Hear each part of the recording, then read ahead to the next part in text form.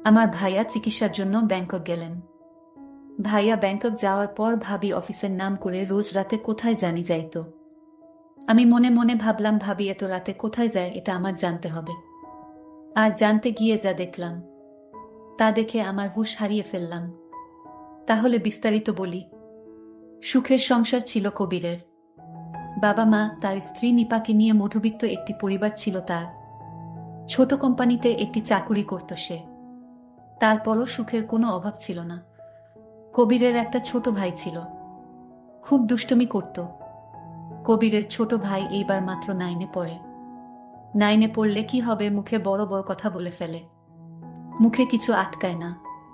কবিরের ছোট ভাইয়ের নাম ছিল মিন্টু বলে সবাই ডাকত। একদিন মিন্টু আমায় বলল, ভাবি আপনার কি লাগবে, আমি বাজার থেকে সব নিয়ে আসব। তুমি মাত্র 9-এ পড়ো, তোমার 1 টাকাও ইনকাম নেই, তাহলে তুমি আমার জন্য বাজার থেকে কি আনবে? আমি যা বলি তুমি তা এনে দিতে পারবে? তোমার কাছে কি টাকা আছে? ভাবি আছে। শোনো, আমি বাজার থেকে কিছুই চাই না, তোমার কিছু লাগলে আমারে কইও।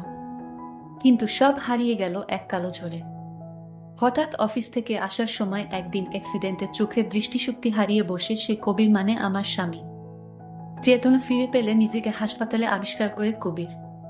কিন্তু চারিদিকে তাকিয়ে সবকিছু অন্ধকার দেখতে পেলে তার পরিবার তাকে জানায় অ্যাক্সিডেন্টে মাথায় প্রচণ্ড আঘাত লাগায় সে তার দৃষ্টিশক্তি হারিয়েছে। সেদিন কবিরের পাশে বসে নিপা অনেক কেঁদেছিল।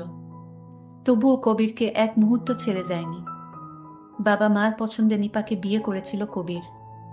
বিয়ের পর হাসি কান্না আনন্দ অভিমানে ভালোই চলছিল কবিরের সাথে তার জীবন। কবির বারবার বুঝেছে বাবা মা তার জন্য সবচেয়ে ভালো কাউকেই বেছে এনেছে। সেদিনও অ্যাক্সিডেন্টের পর সেটাই প্রমাণ হলো। কবিরের সেবা যত্নে মাথার চোট ধীরে ধীরে সারল, কিন্তু মানসিক যন্ত্রণা কবিরকে ঘিরে ধরল। সংসারের একমাত্র উপার্জনক্ষম ব্যক্তি কবির। এখন কিভাবে তাদের মধ্যবিত্ত পরিবার চলবে? কবির কতদিন যে নিপাকে বলেছে, নিপা আমি বলি কি তুমি তোমার বাবার বাড়ি চলে যাও, ভালো থাকবে। এই কথা দ্বিতীয়বার আর বলো না। আজ আমার যদি কিছু হতো, তুমি কি আমাকে ছেড়ে চলে যেতে? কি বলছো এসব? যেতে না তো? তাহলে আমি কিভাবে যাই? তোমাকে এই অবস্থায় রেখে আমি একা ভালো থাকবো? নিপা তুমি তো জানো কি অবস্থা পরিবারের, টাকা পয়সা প্রায় শেষের পথে। জানি, আমি বলি কি না হয় আমি একটা জব নিই, তখন হুট করে বলে ফেলো কবিরের ছোট ভাই, মানে আমার দেবর, ভাবি তুমি কেন চাকরি করবে? তোমার চাকরি করা লাগবে না, দরকার হয় আমি কাজ করব, রিক্সা চালাবো। আমি তোমাকে কিছুতেই চাকরি করতে দিব না ভাবি। আমি তার কথা শুনে অবাক হচ্ছি। একটা ছোট ছেলে, ভাবির প্রতি এত মায়া। আমি আসলেই এই পরিবারে আসতে পেরে আমার জীবন ধন্য। কারণ কবির যেমন আদর্শবান ছেলে, ঠিক তেমনি আমার দেবর। ভাবি বলল, আরে তোমরা আমাকে নিয়ে এত চিন্তা করছো কেন? আমি চাকরি করতে পারবো, এটা তো আমার পরিবার। কবির বলল, কিন্তু? কোনো কিন্তু না, আমি কি আমার পরিবারের জন্য এটুকু করতে পারি না? তারপর তুমি সুস্থ হলে আমি না হয় আবার জব ছেড়ে দিলাম। হ্যাঁ, আমি আবার সুস্থ। দেখো তুমি আবার দেখতে পাবে। আমরা তো কালকেই ডাক্তারের কাছে যাচ্ছি, দেখি না কি বলে ডাক্তার। কবির চুপ করে রইল। নিপা আর কবির দুজনের মুখই বিমর্ষ হয়ে রইল। শেষে নিপা ডিসিশন নিল, এখন তো চিকিৎসার টাকাও নেই তাদের কাছে। তাই নিপা চাকুরি করে টাকা জমিয়ে তারপর না হয় কয়দিন পর কবিরের চিকিৎসা করাবে। কবির সেদিন বুঝেছিল স্বামী স্ত্রী দুজন দুজনের জন্য কতটা আপন। কয়দিন পর নিপা একটা ব্র্যাকেতে চাকুরি নিল। প্রথম প্রথম বেশ ভালোই কাটছিল তাদের। অল্প বেতনের মাঝেও অনেক টাকা করে সেভ করছিল তারা কবিরের চিকিৎসার জন্য। নিপা অফিস শেষে এসেই কবিরকে নিয়ে ব্যস্ত থাকত, তার খুব যত্ন করত। কবির মাঝে মাঝে বলতো, আমি যদি অন্ধ হয়েও থাকি তাও আমার কোনো অভিযোগ নেই, কারণ এরকম যত্ন পাব তোমার কাছে সারাটা জীবন। এই ভালোবাসা দিয়েই আমি একটা জীবন কাটাতে পারব। বিনিময়ে কবিরের মন মাতানো হাসির আওয়াজ শুনত সে। কবিরের মা কাঁথা সেলাই করে বিক্রি করত কম দামে, এ টাকা দিয়েও কিছু সংসারের খরচ মিটত। কিন্তু হঠাৎ কয়দিন পর নিপা কেমন যেন পরিবর্তন হয়ে গেল। রাতে ফিরত, মাঝে মাঝে 11টা 12টাও বেজে যেত। কবির কিছু বললে বলতো ওভারটাইম করছে সে। টাকাও জমাতে পারছিল না, আর ওভারটাইম করেও কবিরের বাবা মা বললে বলতো, এত রাতে হেঁটে না এসে সিএনজিতে আসি, তাই একটু খরচ বেশি হয়। কিন্তু কিছুদিন পর থেকেই যখন ওভারটাইমের টাকা পাবো তখন আর সমস্যা হবে না। কিন্তু কবিরের আর সেই কিছুদিন আসলো না। কবিরের উপরও কেমন যেন কবিরের যত্ন আদি কমে যাচ্ছিল। অফিস থেকে দেরি করে ফিরেই সে কবিরকে ক্লান্ততা দেখিয়ে শুয়ে পড়ত। কত রাত যে কবির নিদ্রাহীন কাটিয়েছে তার ঠিক নেই। কিন্তু মনকে সান্ত্বনা দিত নিপা তো এসব তার জন্য, তার পরিবারের জন্যই করছে। কবিরের বাবা মা বৃদ্ধ হলেও বেশ বুঝেছিল কবিরের আশায় থাকলে ছেলের চিকিৎসা হবে না। একদিন তারা কবিরকে এসে বলল, বাবা আমরা কালকে তো ভিসা পাসপোর্ট করাতে যাব, সামনের মাসে তুই যাবি চিকিৎসার জন্য। কিন্তু বাবা এত টাকা তুমি কোথায় পেলে? তোর নানু মারা যাওয়ার আগে তোর মায়ের নামে কিছু জমি লিখে দিয়েছিল, সেটাই আজ বিক্রি করে এসেছি। কিন্তু মায়ের সম্পদ এভাবে বলার আগেই পাশ থেকে কবিরের মা বলল, আমার সম্পদ তো তুই, তোকে ছাড়া কিভাবে চলব আমরা? নিপা বাসায় এলে তাকে জানালেও সে কিছু বলল না তেমন, শুধু বলল, বেশ ভালোই, তুমি জলদি যাও, তোমাকে ছাড়া কিভাবে যাব আমি? আরে হো, আমি গেলে কেমন হবে? তাহলে চাকুরি করব কিভাবে আর পরিবারের খরচ মিটাব কিভাবে? হ্যাঁ ঠিকই বলেছ।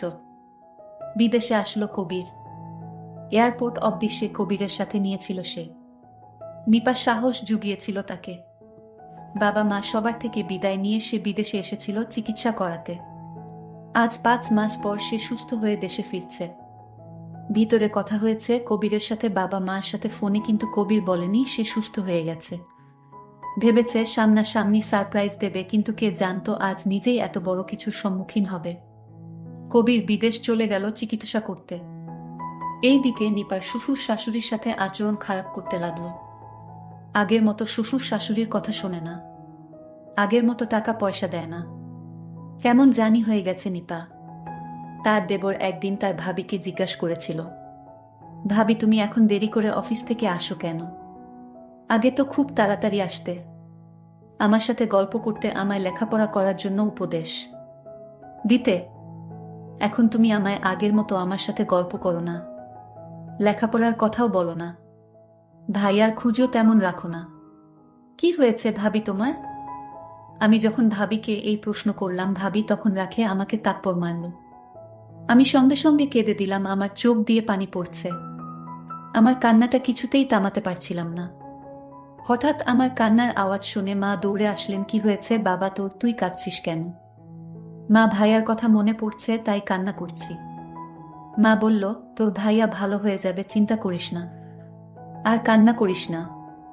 আমি আমার মাকে মিথ্যা বলেছি। আমি যদি বলতাম যে ভাবি আমাকে মারছে, তাহলে হয়তো মা এবং ভাবি দুইজনও কষ্ট পেত, তার চেয়ে বরং আমি একাই কষ্টটা পাই। তারপর আমি সিদ্ধান্ত নিলাম ভাবি আগে এরকম ছিল না, এখন কেন এরকম করছে এটা আমাকে খুঁজে বের করতে হবে। ভাবি সকালে নাস্তা না খেয়ে অফিসে চলে গেলেন। আমি ভাবিকে কিছু বলিনি, কিন্তু আমি ভাবির পরে আমিও গেলাম। দেখি ভাবি কোথায় যায়। আমি অনেক দূর থেকে দাঁড়িয়ে দেখলাম একটা রাইস হোটেলে ঢুকলো, আর এখানে ভাবি 2 প্লেট রুটির অর্ডার দিল। সাথে আরেকজন ছিল, সেটাকে আমি চিনতে পারিনি। শুধু দেখলাম ভাবি তাকে নিয়ে একসাথে রুটি খাচ্ছে আর গল্প করছে। আমি দেখে বাসায় ফিরলাম। আমার মনটা খুব খারাপ হয়ে গেল। আমার মা জিজ্ঞেস করলো, বাবা তোকে এরকম মনমরা দেখাচ্ছে কেন? মা, কিছুই হয়নি, মাথাটা ব্যথা করছে তাই শুয়ে রইলাম। আমার মা আমাকে বলল, বাবা তোর ভাইয়াকে বাঁচাতে আরো 2 লাখ টাকা লাগবে। কেন মা আরো টাকা লাগবে? এত টাকা এখন কোথায় পাবো? আচ্ছা ভাবি তো এখন অনেক টাকা বেতন পাচ্ছে চাকরি করে, ভাবি আসুক দেখি কি করা যায়। বলতে বলতেই ভাবি হাজির। ভাবিকে বললাম, ভাবি ভাইয়াকে সুস্থ করতে নাকি আরো অনেক টাকা লাগবে। ভাবি তুমি তো চাকরি করছো, কিছু টাকা দাও ভাইয়াকে সুস্থ করে তুলি। ভাবি বলল, আমি কয় টাকা বেতন পাই যে আমি তোমার ভাইয়াকে দিব? যে টাকা বেতন পাই সে টাকা আমার নিজেরই হয় না। এমন টাকা টাকা করবে না বুঝলে। আমি ভাবির কথা শুনে অবাক হলাম। যে ভাবি একদিন এই সংসারের সকল খোঁজ খবর রাখত, আর সেই ভাবি কিনা সংসার থেকে দায়িত্ব ছেড়ে দিতেছে। বিষয়টা খুব দুঃখজনক। কিন্তু ভাবির এমন পরিবর্তন কেন হলো এটা আমাকে জানতেই হবে। এটা না জানা পর্যন্ত আমার পেটের খাবার হজম হবে না। পরদিন ভাবি যখন অফিসে গেল তখন আমি লক্ষ্য করে গেলাম ভাবি অফিসে না গিয়ে দেখলাম একটা নির্জন জায়গায় গেল। সেখানে আমি দূর থেকে লক্ষ্য করলাম ভাবি যেন কার সাথে কথা বলছে, হাঁটছে। আমার ভাবিকে কেন জানি সন্দেহ হলো। ভাবি এখানে কেন এলো? তাহলে ভাবি চাকরি করে না, চাকরির নাম করে বাসা থেকে বের হয়। এসব ভাবতে ভাবতে বাড়িতে চলে গেলাম। বাড়ি যেতেই মা বলল, বাবা তোর ভাইয়াকে কে জানি টাকা দিয়ে দিচ্ছে, তোর ভাইয়ার সমস্ত চিকিৎসা কে জানি করাবে, তোর ভাইয়ার বন্ধু হতে পারে। আমি মাকে বললাম, মা সত্যি বলছো? সত্যি, তুই আসার আগেই ফোন করে জানিয়েছিল। আমি শুনে খুশি হলাম, কিন্তু আমার মা আমাকে জিজ্ঞেস করলেন, বাবা তুই মনমরা কেন? না মা, আমার কিছু হয়নি, এমনি কিছুই ভালো লাগছে না। হাত মুখ ধুয়ে আয়, আমি খাবার দিচ্ছি। খাবার খেতে মন চাচ্ছে না, তবু মায়ের মন রক্ষার্থে খাইলাম। দিন দিন ভাবি কেমন জানি হয়ে যাচ্ছে, এই চিন্তা আমার মাথা থেকে সরাতে পারছি না। কি করি? কিন্তু একটা কথা মাথা থেকে নামাতে পারছি না। ভাইয়াকে এত টাকা কে দিল? কি অদ্ভুত ব্যাপার। হঠাৎ ভাবির কণ্ঠ শুনতে পেলাম। মা বলল, বুমা অনেক পরিশ্রম করে আসছো, কিছু খেয়ে নাও। না মা, আমি খাবো না, আমার খিদে নেই। এই বলে ভাবি রুমে গিয়ে শুয়ে পড়ল। তো আমার কিছুতেই ঘুম আসছিল না, মাথায় চিন্তা আসছিল। ভাবি আসলে কি করে, ভাবি এমন হলো কেন? হঠাৎ ভাবির রুমে এক শব্দ পেলাম মানুষের। আমি ভাবির রুমে উকি দিয়ে দেখি কেউ নাই। ভাবি একা একা বসে কি যেন করছে। তারপর আমি আবার শুয়ে পড়লাম, কিন্তু আমার মনে হলো আরেকবার দেখে আসি। আমি তো অবাক, ভাবি রুমে নেই। আমি ঘর থেকে বের হলাম। ফজরের আয়ান পড়ে যাবে প্রায়। এমন সময় ভাবিকে দেখলাম অফিসের দিকে যাচ্ছে। আমি ভাবলাম এখন ফজরের আয়ান দিবে, এত ভোর বেলাতে ভাবি অফিসে যাবে কেন? আমি তো আগে থেকেই জানি ভাবি কোথায় যায়, কিন্তু কেন? সকাল 10টা বাজে, এমন সময় ভাবিকে কে যেন গাড়ি থেকে নামিয়ে দিয়ে গেল আর বলল, কাল অফিসে দেখা হবে।